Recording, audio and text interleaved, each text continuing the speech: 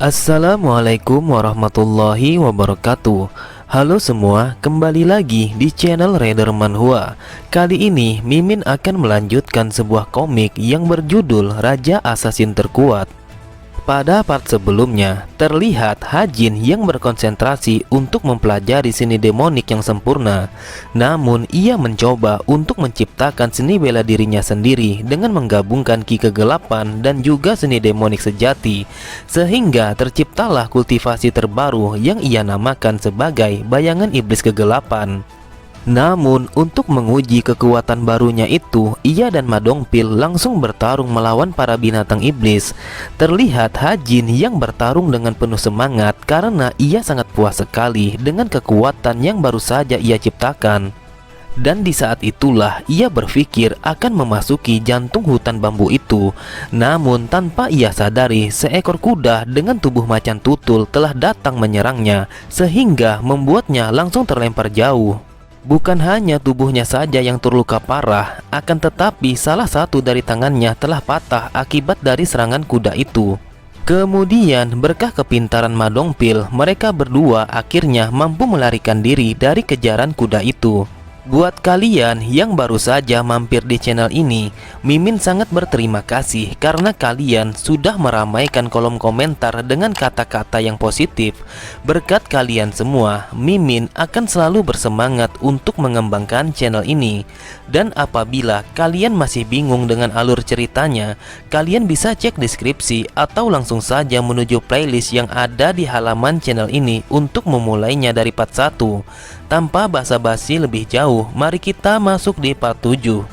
Cerita dimulai, waktu pun berlalu begitu cepat. 8 bulan kemudian setelah kejadian itu, terlihat Ma Dongpil yang mendatangi tempat kediaman para elder. Akan tetapi mereka begitu terkejut saat melihat Ma Dongpil dengan aura membunuh yang sangat kuat telah berdiri di hadapan mereka. Dia memancarkan aura membunuh yang begitu besar sehingga ia tidak bisa menyembunyikannya. Apa yang terjadi kepadanya di dalam hutan bambu itu selama 8 bulan terakhir ini. Beberapa saat kemudian, setelah memberikan beberapa daun teh pinus, Li berkata, untuk apa ia membawa daun teh itu? Dengan santainya, Ma Dongpil mengatakan bahwa ini adalah pesanan dari Tuan Muda ketiga. Mungkin bagi kalian ini tidak masuk di akal, karena aku melewati perjalanan yang jauh hanya untuk mengambil teh ini saja. Akan tetapi semakin keras aku bekerja, maka semakin nyaman pula hidup Tuan Muda. Lalu Li mengatakan, padahal kami ingin sekali kalau kau bersantai dulu bersama kami. Namun mereka tidak bisa menahannya karena Ma Dongpil harus kembali kepada Tuan Muda ketiga. Mereka pun akhirnya berpisah. Sambil memperhatikan, Li berkata, bagaimanapun aku memikirkannya, tetap saja niat membunuh dari Ma Dongpil tidak bisa ia sembunyikan. Auranya begitu kuat sehingga membuatnya menjadi tidak normal. Aku yakin dia telah melewati kehidupan yang berbahaya di dalam hutan bambu itu.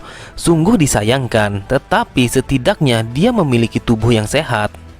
Kita semua sudah tahu kalau dia adalah elder ketiga yang sangat kuat, karena ini adalah tugasnya sebagai pengawal Tuan Muda ketiga. Jadi aku yakin di saat ia kembali, ia akan menjadi jauh lebih kuat lagi. Beberapa saat kemudian, Ma Dongpil telah sampai di dalam hutan bambu itu. Dengan lincahnya ia melewati rimbunan pohon bambu yang ada di sana. Aku merasakan tubuhku terasa ringan seperti selembar kertas. Aku telah menjadi jauh lebih kuat dari 8 bulan yang lalu. Pengalaman yang melelahkan di dalam hutan bambu ini telah meningkatkan level bela diriku. Tiba-tiba ia langsung menghentikan langkah kakinya saat ia menyadari akan sesuatu yang bergerak dari arah sekitarnya.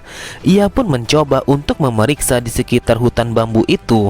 Apakah itu binatang iblis? Langkahnya sangat berat dan juga begitu teratur. Aku yakin ini bukanlah King. Di saat suara pergerakan itu semakin mendekat, ia pun bersiap dengan menggunakan pedangnya. Ia berpikir akan menebasnya apabila binatang iblis itu telah muncul di hadapannya. Ia menunggu waktu yang tepat untuk menebasnya. Akan tetapi ia mengurungkan niatnya saat melihat Tuan Muda ketiga yang baru saja keluar dari dalam hutan bambu itu. Di saat ia melihat bahwa Ma Dongpil telah berada di sampingnya, Hajin pun berkata, "Kenapa kau sudah kembali? Padahal aku sudah menyuruhmu agar tidak tergesa-gesa untuk kembali ke sini." Kemudian Ma Dongpil pun bertanya, "Kenapa Anda tidak berdiam diri saja di dalam rumah kita? Dan kenapa Anda berburu makhluk ini lagi? Saya mengatakan ini karena saya khawatir kalau Anda akan terluka." Dengan santainya Hajin berkata, "Aku terlalu bosan jika hanya berdiam diri. Jadi aku putuskan untuk berjalan-jalan. Kemudian aku melihatnya berkeliaran dan aku tidak tahan untuk membiarkannya pergi begitu saja. Oleh sebab itu emosiku menjadi tinggi dan aku langsung membunuhnya. Itu disebabkan karena pertemuan terakhir kami di waktu dulu." Sambil mengusap keringatnya, Hajin berkata, "Karena aku begitu kesal kepada makhluk ini, maka aku pun berencana untuk menjadikan kuda ini sebagai makanan." Terlihat Ma Dongpil yang terdiam memikirkan sesuatu. Lalu ia berkata, "Wahai tuan muda, bisakah Anda melepaskan gips itu? Karena dari yang saya lihat, sepertinya dia sudah pulih dengan sepenuhnya." Seketika Hajin teringat akan perlakuannya kepada Ma Dongpil. Yang pertama, di saat ia bangun tidur, ia meminta Ma Dongpil untuk merapikan tempat tidurnya karena tangannya yang sakit. Lalu yang kedua, ia meminta Ma Dongpil untuk menyuapinya di saat ia sedang makan, itu juga karena tangannya yang sakit. Dan yang ketiga, di saat ia sedang mandi, ia memanggil Ma Dongpil untuk memandikannya. Alasannya sama saja, karena tangannya yang sedang sakit. Dengan wajah polosnya, Hajin bergumam, "Apakah aku terlalu banyak memakai jasanya? Tapi yang aku rasakan, hidupku selama 8 bulan ini sangat terasa nyaman." Beberapa saat kemudian, setelah mereka selesai memakan kuda itu, terlihat Hajin yang kembali bermeditasi untuk memperkuat energi kekuatannya. Sambil memperhatikan, Ma Dongpil berpikir, "Aku tidak menyangka dia berhasil mengalahkan seekor lusu hanya seorang diri. Dan kekuatannya yang seperti itu, siapa yang akan percaya kalau dia terkena penyumbatan Ki?" Dan di tempat ini telah dipenuhi oleh binatang iblis yang bahkan tidak bisa ditangani oleh para master. Oleh sebab itu, aku tidak bisa jika hanya berjaga saja. Aku harus jadi lebih kuat untuk melindungi tuan muda. Terlihat Hajin yang telah selesai dengan meditasinya, dan di saat itu juga Ma Dongpil perlahan menghampirinya. Lalu ia berkata, "Apakah Anda telah selesai dengan meditasi Anda?" Tiba-tiba Hajin sangat terkejut ketika melihat wajah Ma Dongpil yang begitu seramnya telah menatap kepadanya. "Aku tidak menyangka kau akan membuka matamu.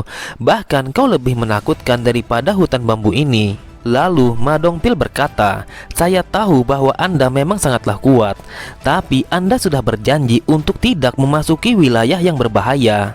Hajin pun mengatakan, "Apa yang harus aku lakukan karena kita sudah kehabisan waktu?" Mendengar itu, Ma Dongpil bertanya, "Apa yang Anda maksud dengan kehabisan waktu? Bisakah Anda menjelaskan kepada saya?" Hajin pun menjelaskan kalau tempat ini sekarang mulai berbahaya. Yang aku rasakan, tempat ini sangatlah misterius karena konsentrasi energi Ki yang sangat berat. Tidak hanya menghasilkan energi pada bambu dan juga pada binatang iblis, tetapi ia juga akan merubah bentuk tubuh setiap manusia yang ada di dalam hutan ini. Meskipun kita telah berusaha dan berlatih dengan sangat keras, namun hasil tubuh ini tidak akan bisa dicapai dengan waktu 8 bulan saja. Jadi kesimpulannya adalah semakin lama kita di sini, maka semakin berbahaya karena kita telah terlalu banyak untuk menyerap energi di dalam hutan ini. Bambu dan para binatang yang ada di hutan ini, mereka mungkin sudah beradaptasi dengan sempurna, tetapi beda halnya dengan para manusia. Kemudian ia bertanya kepada Ma Dongpil, "Menurutmu butuh berapa lama lengan ini akan sembuh setelah ia patah?" Pastinya kau akan berpikir tulang yang patah dan sendi yang terkilir setidaknya membutuhkan waktu sekitar 2 bulan untuk penyembuhannya. Akan tetapi aku hanya membutuhkan waktu 1 minggu untuk ia menjadi sembuh total. Dan juga luka yang aku dapatkan dari berburu kuda iblis. Setelah 2 jam berlalu, lukanya langsung menghilang dengan sendirinya. Apakah menurutmu ini adalah hal yang wajar? Ketika kulit robek, maka secara otomatis tubuh ini akan menyembuhkannya. Namun bagaimana jika penyembuhannya dipercepat secara ekstrim? Sekarang pikirkanlah apa yang akan terjadi jika tubuh ini terus saja menyembuhkan dirinya meskipun lukanya sudah pulih sepenuhnya. Gambaran terburuknya adalah tubuh ini akan meledak dan hancur berkeping-keping. Mendengar penjelasan tuan muda ketiga, ia hanya terdiam karena itu adalah efek yang mengerikan dari hutan bambu. Kemudian Hajin melanjutkan perkataannya, inilah lingkungan yang dimiliki oleh hutan bambu misterius. Hutan ini memang sangat bagus untuk menyembuhkan, akan tetapi tubuh manusia ini tidak akan bisa menahannya. Saat mendengar Madongpil yang bertanya, apakah yang Anda maksud bahwa kekuatan penyembuh dari hutan bambu akan semakin kuat? Hajin pun menjawab, lebih tepatnya itu adalah energi Ki yang memenuhi hutan bambu ini. Dalam waktu 2 atau 3 bulan, energi Ki di dalam hutan ini akan menjadi sangat kuat, sehingga ia tidak akan mampu ditahan oleh tubuh manusia. Kalau kau tidak ingin meledak, maka kita harus meninggalkan tempat ini. Lalu Madongpil berkata, wahai tuan muda, Anda tidak bisa keluar dari hutan ini sebelum Raja Demon mengizinkannya. Akan tetapi sambil tersenyum Hajin berkata, Raja Demon hanya menyuruhku untuk pergi ke hutan ini, namun dia tidak pernah memberiku batas waktu kapan aku akan kembali. Dengan santainya ia melanjutkan perkataannya, apakah kau berpikir aku hidup sederhana di dalam hutan ini selama 8 bulan hanya karena disuruh oleh Raja Demon? Sejak dari awal, Raja Demon selalu mengabulkan permintaanku, dan tempat ini adalah tempat yang paling sempurna untuk mencari udara segar.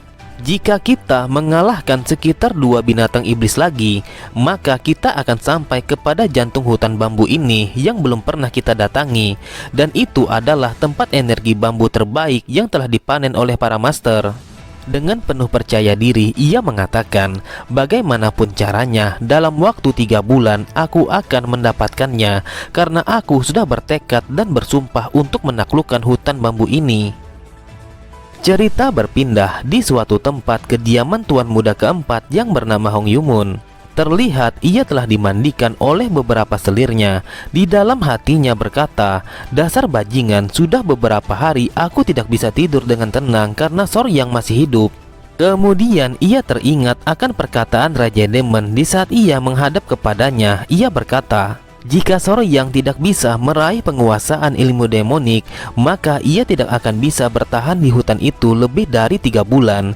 Seperti itulah karakternya hutan bambu, kau tidak akan mudah untuk bertahan hidup di sana. Mendengar itu, ia berpikir, aku tidak mengerti mengapa sang raja mengatakan itu kepadaku. Lalu apa tujuannya memanggilku di sini? Seakan tahu apa yang difikirkan oleh Yumun, sang raja berkata, kau tidak usah bertele-tele. Aku tahu kalau kau akan menantang si bungsu. Jika kau ingin melakukannya, maka lakukanlah. Terlihat Yumun yang begitu gugup karena isi hatinya telah terbaca oleh Raja Demon. Dia adalah Raja Demon yang berdiri tegak di atas langit. Dia adalah makhluk yang tidak mampu dipahami oleh akal manusia. Bahkan ia tidak peduli jika para muridnya telah bertikai satu sama lain. Dia seperti ingin kami memahami bahwa kau harus melewati ini untuk menjadi penerusnya. Dunia macam apa yang telah dilihat oleh sang raja? Jika saja aku mampu melihat yang ia lihat, sudah pasti aku akan melihat Soryang. Akan tetapi, lagi-lagi sang raja mengetahui isi hatinya. Ia berkata, kau tidak usah terlalu memikirkannya, karena murid ketiga ia baik-baik saja. Ia begitu terkejut karena ia tidak menyangka jika Soryang masih hidup di dalam hutan itu. Bagaimana caranya dia bisa bertahan hidup dengan penyumbatan Ki? Bahkan obat yang kami berikan tidak berefek kepadanya. Dan sekarang dia telah menjadi lebih kuat setelah berdiam di dalam hutan bambu. Dasar bajingan, apakah ini bisa dicerna oleh akal sehat? Ia semakin terkejut ketika sang raja dengan santainya mengatakan jika ia telah berencana untuk memanggil pulang murid ketiga. Cerita kembali setelah teringat akan percakapannya dengan sang raja. Ia begitu marah. Dengan kesalnya ia bergumam, dasar bajingan, apakah ini artinya semua usaha yang aku lakukan untuk menyingkirkan bajingan itu telah berakhir dengan sia-sia? Dengan tatapan mata yang tajam penuh kebencian, ia berkata, kali ini apabila kau kembali, maka aku akan merubahmu menjadi seorang mayat. Cerita kembali berpindah. Terlihat beberapa barang yang telah dipesan oleh Hajin telah ia bawakan.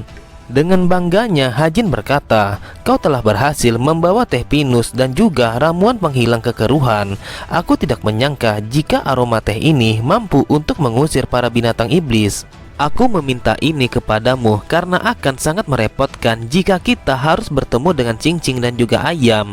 Oleh karena itu, lebih baik kita mencegah mereka untuk datang ke sini."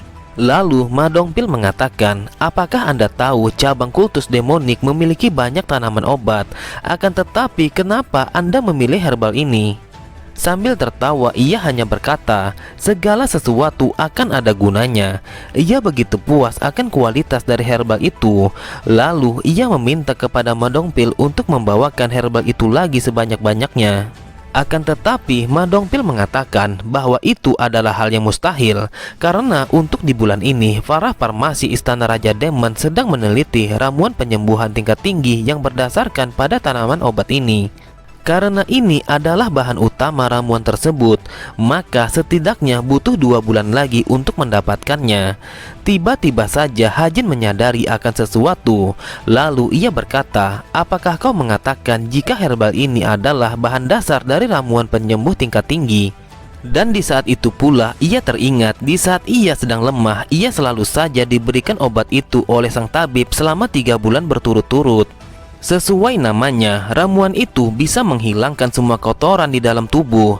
Lalu mereka memberikan herbal itu kepada pasien yang hampir mati akibat gejala penyumbatan Qi. Yang aku tahu bahwa khasiat herbal itu sangat terlalu kuat. Bahkan ia pun juga menyerang energi demonik.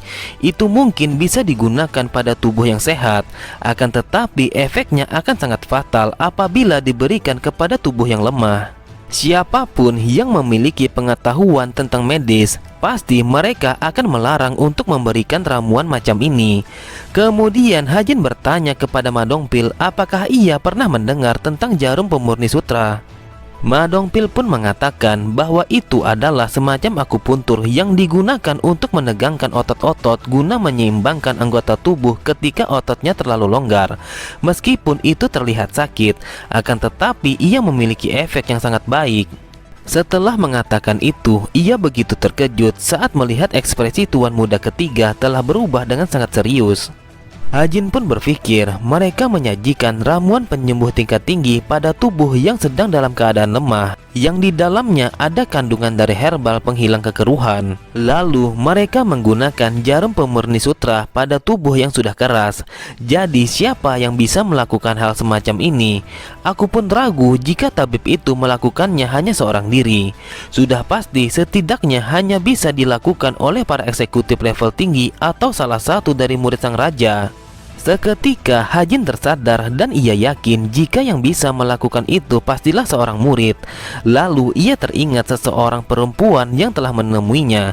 Dia adalah seorang pembisnis. Dia bekerja untuk fasilitas pencerahan internal kultus demonik. Dan juga ia adalah putri dari Jeoksa yang merupakan salah satu dari 7 keluarga kultus demonik. Lalu dia juga adik dari tuan muda keempat yang menemuiku ketika aku baru saja terbangun. Dasar brengsek, berani sekali dia mencoba untuk membunuhku meski ini adalah tentang perebutan tahta. Cerita berpindah, terlihat sang tabib yang bertemu dengan tuan muda keempat. Lalu ia berkata, "Apakah kau tahu tempat mana yang paling sulit untuk disusupi di dalam kultus ini?" Mendengar itu, sang tabib mengatakan jika itu adalah hutan bambu. Yumun pun mengatakan bahwa hutan bambu tidak akan bisa ditembus tanpa izin dari sang raja. Bahkan para eksekutif level tinggi sekalipun tidak diperbolehkan untuk masuk. Yang aku inginkan adalah bagaimana caranya agar kita bisa menaruh seorang mata-mata di dalam hutan bambu itu. Sang tabib pun mengatakan, "Bukankah kantor militer adalah tempat yang paling cocok? Yang saya dengar bahwa ahli strategi utama di sana ia telah mengendalikan sebuah organisasi dengan begitu ketat. Bahkan Raja Demon tidak bisa menyentuh mereka." Akan tetapi Yumun mengatakan bahwa kantor militer adalah organisasi yang lumayan mudah untuk disusupi. Ahli strategi utama yang telah mengawasi kantor militer, ia dianggap sebagai orang yang paling jenius di abad ini. Meskipun penjagaan di sana tidak sekuat yang dirumorkan, namun sudah pasti dia dengan mudahnya akan mengetahui semua niatmu. Jadi kita akan menggunakan para elder. Mereka adalah sebuah organisasi yang jauh dari segala hal. Mereka dibentuk semata-mata untuk melindungi dan mengabdi kepada Raja Demon. Mereka berbeda dengan organisasi yang lain yang akan berpindah pihak tergantung dari penguasa yang terlibat, karena menyentuh mereka sama saja dengan menantang sang raja. Oleh sebab itu, tidak ada satu orang pun yang peduli dengan mereka karena mereka tidak pernah terjangkau. Bahkan kesalahanku, aku tidak pernah memperhatikan mereka. Sambil menuangkan minuman kepada tuan muda keempat, sang tabib berkata, "Saya minta maaf, saya mencoba untuk memahami apa yang Anda ucapkan. Namun saya masih tidak bisa memahami dengan apa yang Anda maksud." Terlihat Muyun yang berdiri tegak. Dengan kesalnya ia berkata, "Apakah kau tahu jika Soryang masih hidup?" Mendengar kabar itu, sang tabib begitu terkejut karena ia tahu jika tuan muda ketiga telah diasingkan ke dalam hutan bambu sejak 8 bulan yang lalu, dan bagaimana caranya ia bisa bertahan hidup di dalam hutan yang mengerikan itu. Yumun mengatakan bahwa sang elder telah mengirim orang yang berpengalaman dan juga berbakat untuk mengawalnya. Dan inilah kesalahanku. Jika saja aku lebih dulu menghubungi mereka, sudah pasti aku akan berhasil untuk membunuh Soryang. Sang tabib masih tidak percaya kalau Soryang masih hidup. Ia mengatakan ini sangatlah mustahil. Bahkan para master demonik mereka selalu waspada saat memasuki hutan bambu. Muyun pun berpikir sebelum ia dikirim ke dalam hutan bambu, tubuhnya dalam kondisi yang terbaik. Namun itu hanyalah di level orang biasa yang tidak menguasai seni bela diri.